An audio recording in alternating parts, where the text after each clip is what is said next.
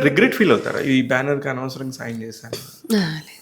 అంటే నేను అదే అంటున్నాను, ఎంత గేమ్ అయినా సరే అంత మనం మదన పడిపోయి చేసేంత ఏం లేదు అని. ఇందాకే నేను ఇంకొక ఇంటర్వ్యూలో ఒక ఎగ్జాంపుల్ ఇస్తూ ఉన్నాను.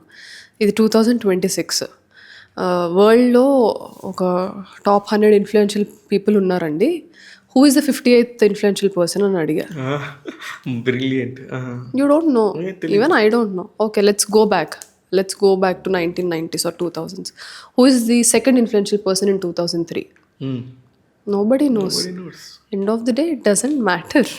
It's a game. మనం ఇక్కడ ఉండి అందులో ఉండి అంటారు కదా, బావిలో ఉన్నాం కాబట్టి అదే పెద్దగా కనిపిస్తుంది, బయటకు వస్తే అది బావేరా అని బయట ప్రపంచం చాలా ఉంది అని. సో మనం ఇందులో ఉన్నాం కాబట్టి ఆ యాంగ్జైటీ అది ఫీల్ అవ్వడం సహజం. But we should also be control of. నాకు అర్థమవుతుంది ఏంటంటే, ఇంత మోర్ మెచ్యూరిటీ ఉన్నప్పుడు చాలా కష్టం మీకు చాలా విషయాలు. చాలా చాలా విషయాల్లో చాలా కష్టపడుతూ ఉంటారు మీరు. మీకు మీరే ఒక 10 క్వశ్చన్లు వేసుకుంటే దానిలో ఒక 5 ఆన్సర్స్ దొరికితే 5 మీకే దొరుకుతాయి. That is the problem actually ఇంటెలెక్చువల్స్తోని. ట్రూ. పర్ఫెక్ట్ అండి. నాకు అసలుకి నేను ఎక్స్పెక్ట్ చేయాలి మీలోని ఈ కోణాలన్నీ కూడా. I really thoroughly enjoyed. ఇకపోతే ఈ ఎంఎస్ రాజ్ గారి ఫిల్మ్లోకి వచ్చేసరికి వాట్ ఈస్ ద హైలైట్స్ అంటే ఏం చెప్తారండి? విజువల్స్ సార్, విజువల్స్, సెట్స్, మా performances.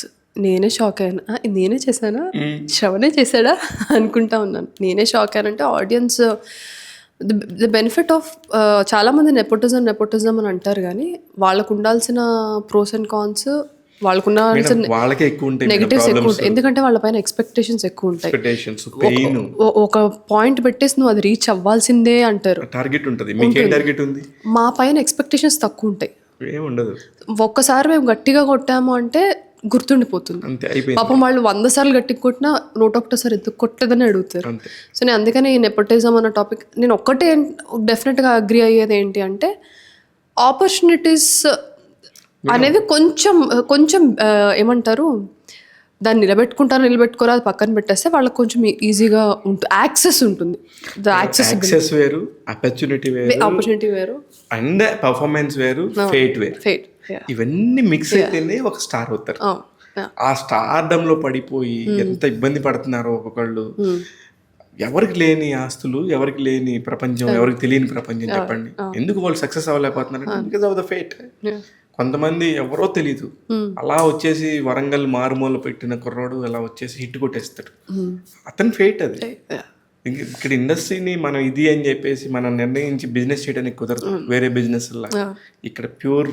And also the worst thing is, ఇప్పుడు వేరే బిజినెస్లో లాస్ వచ్చినా, హ్యూమిలేషన్ వచ్చినా 4 గోడల మధ్యలో అవుతుంది. ప్రపంచం అందరి ముందు హ్యూమిలేట్ అవ్వాలి. 30 లక్షలే కానీ 30 కోట్ల మందికి తెలిసింది, అది ప్రాబ్లం. సో అదే సీత కష్టాలు సీతవే, పీత కష్టాలు. దానికి కరెక్ట్ ఆన్సర్.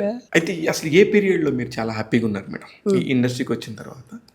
ఏ పీరియడ్లో this is the best period in my life, I'm so happy అని మీరు పర్సనల్గా మీకు మీ అంతరాత్మకి మీ ఆత్మసాక్షిగా చెప్పుకున్నారు?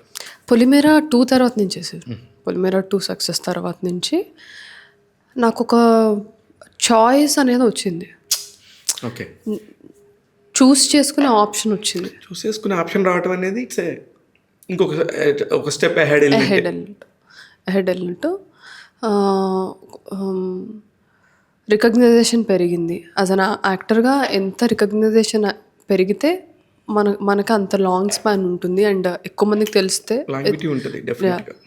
సో పొలిమేర 2 అండ్ ఇదంతా పక్కన పెట్టేస్తే సార్, నేను ఎవ్రీడే ఆ యాక్షన్ కట్ మధ్యలో ఒక ఎక్స్పీరియన్స్ ఉంటుంది కదా, దానికోసం బ్రతుకుతాను అనేది నాకు అర్థమైపోయింది. అంటే మీ లైఫ్ గోల్ ఏంటో తెలిసిపోయింది, అర్థమైంది నాకు. అంటే I love to right, I love to create present a story, create a world. ఎప్పుడు చేస్తున్నారు డైరెక్షన్? టైం ఉంది సార్, చేస్తాను సార్, ఖచ్చితంగా చేస్తాను. నాకు తెలుసు, ఐఎమ్ నాట్ డినయింగ్ ఇట్. అంటే చాలా సార్లు నా మేనేజర్స్ ముందున్న వాళ్ళు చెప్పేవాళ్ళు, ఇలా చెప్పకు, నీతో అంటే నీతో మూవీ చేయాలని అనుకోరు, నువ్వు అన్నిట్లో ఇన్వాల్వ్ అవుతావు అన్న ఒకటి ఉంటుంది అనేసి. నేను అన్నాను, నాకు డైరెక్ట్ చేయాలన్న మాట ఎంత వాస్తవమో, ఎంత లిమిట్స్లో ఉండాలో కూడా అది నా ఫ్యామిలీ నాకు నేర్పించింది. సో అది సంస్కారం అంటారు. దిస్ ఇస్ డ్రీమ్, అది సంస్కారం. జస్ట్ బికాస్ నాకు ఆ స్కిల్ ఉంది కాబట్టి నేను వెళ్ళి అన్నింటిలో వేలు పెట్టను. నేను ఈ రోజుకి ఒక స్టోరీ బాగోలేదు, ఆ సీన్ బాగాలేదంటే నా ఒపీనియన్ నేను చెప్తాను.